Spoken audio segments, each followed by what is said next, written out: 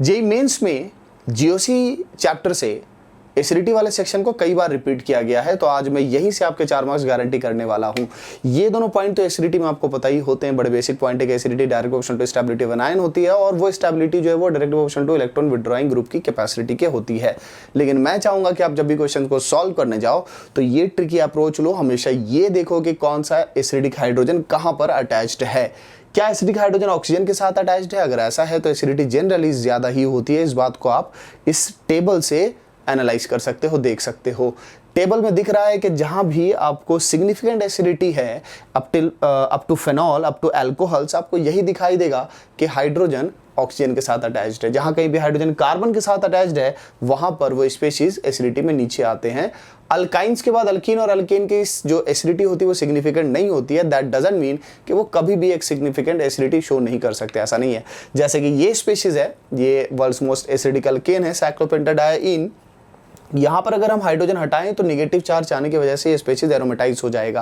But कई बार student इस point को बहुत ही मिसकॉन्सेप्शन के रूप में ले लेते हैं, सोचते हैं कि अगर एरोमेटिसिटी आ गई है तो एसिडिटी सबसे ज़्यादा हो जाएगी। ये गलत है।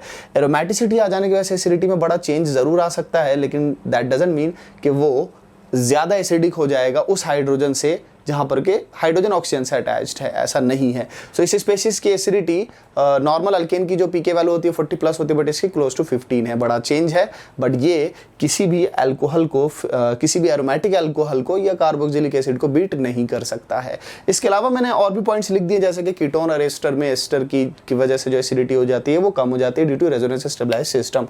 अब आप इन पॉइंट्स को डायरेक्टली अप्लाई कर सकते हो कुछ क्वेश्चन की सॉल्विंग में। जैसे कि ये क्वेश्चन है, अगर आपको ये पॉइंट पता है कि अच्छा ये जो स्पीशीज है वो वर्ल्ड्स मोस्ट एसिडिक अल्केन है, तो यहाँ पर सारे स्पीशीज अल्केन ही दिए गए हैं, तो that will be your answer सीधा सीधा। फिर इस तरह के क्वेश्चन जहाँ पर के एसिडिटी कंपेयर करनी है और आपको साफ साफ दिख गया कि कार्बोक्सिलिक एसिड प्रेजेंट है, उसका कंपेरिजन अल्काइन के साथ करना है या अल्कोहल के साथ, तो सबसे पहले कार्बोक्सिलिक एसिड, फिर अल्कोहल, तब अल्काइन, राइट। फिनॉल से ये नाइट्रोफिनॉल से।